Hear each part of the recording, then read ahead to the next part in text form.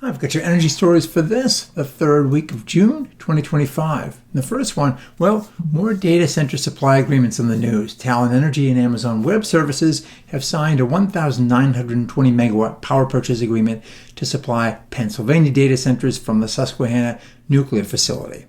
This agreement is notable because Talen and AWS had originally sought to expand a 300 megawatt contract in which Talen was serving a co-located AWS data center. They wanted to boost that to 960 megawatts, an arrangement that the Federal Energy Regulatory Commission rejected.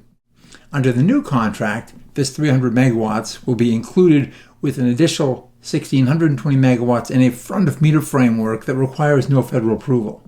The contract runs through 2042 and specifies deliveries of between 840 and 1,200 megawatts in 2029, 1,680 megawatts to 1,920 megawatts in 2032, and so on. Talen will function as retail power supplier to AWS with PPL electric utilities supporting transmission and delivery. Also, with data centers and power last week, the Ohio Power Siting Board okayed a 200 megawatt gas-fired gen facility to serve a new Meta data center. The arrangement here involves Williams and Meta with 3 different variants of gas turbines and 31 units in total, including 14 reciprocating engines. Apparently, the combined output is 320 plus megawatts, with all 31 plants located behind the meter, exclusively for data center use and physically not connected to the grid. This co-location approach is increasingly being employed by some data center developers anxious to get up and running who are facing difficulties in accessing grid interconnections. Construction of the $1.6 billion project is expected to begin shortly with an estimated completion date of Q3 2026. Also in the data center power supply game, advanced geothermal company XGS Energy and Meta Platforms announced an agreement for development of 150 megawatts of geothermal energy in New Mexico that will be connected to local utility PNM's power grid. XGS uses zero water in its operations, which is a boon in drier locations. A new report identifies over 160,000 megawatts of untapped geothermal potential in New Mexico. Speaking of advanced and enhanced geothermal company Fervo, which uses fracking, unlike Advanced, which is a closed system, Fervo reports successful completion of a new appraisal well 3 miles in depth with a projected bottom hole temperature of 520 degrees Fahrenheit. The undertaking took just 16 days, which represents a 79% cut in the duration versus the US DOE reference baseline for deep wells. At depths of 15,000 feet, it was able to drill 300 feet per hour. So what? Well, owing to the continental geology of this country, rock in the western part of the United States was suitable for shallower geothermal wells, but in the east you had to drill a lot deeper. Now, with these deeper depths, bottom temps can be accessed that are hotter, rendering far more of the U.S. as a potentially viable geothermal resource.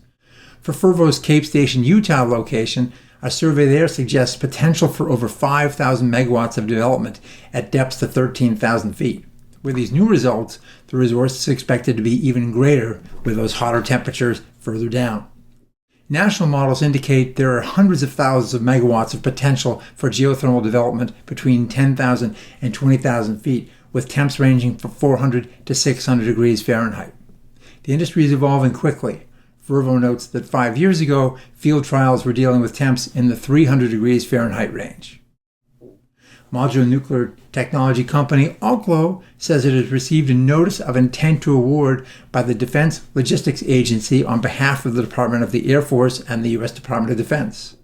Under this agreement, Oklo would design, construct, own, and operate the power plant, which would provide electricity and heat to Eielson Air Force Base in Alaska. Terms and duration were not specified in Oklo's press release. Unfortunately, U.S. energy storage developer Powin just filed for Chapter 11 bankruptcy relief. One of the largest storage developers and operators on the planet, with an estimated 9,000 megawatt hours of projects deployed, Powin cited import tariffs and other political and regulatory uncertainties, especially related to the investment tax credits. Last week, 2 residential solar companies, Sonova and Mosaic, also filed for Chapter 11. Tough time for many companies in this space these days.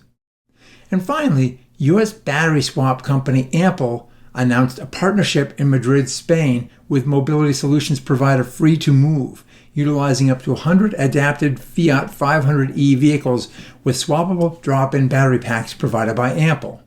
This approach allows for full battery recharge in under 5 minutes, maximizing fleet availability while cutting both operational costs and reliance on charging infrastructure. Well, that's all for this week. Thanks for watching, and we'll see you again soon.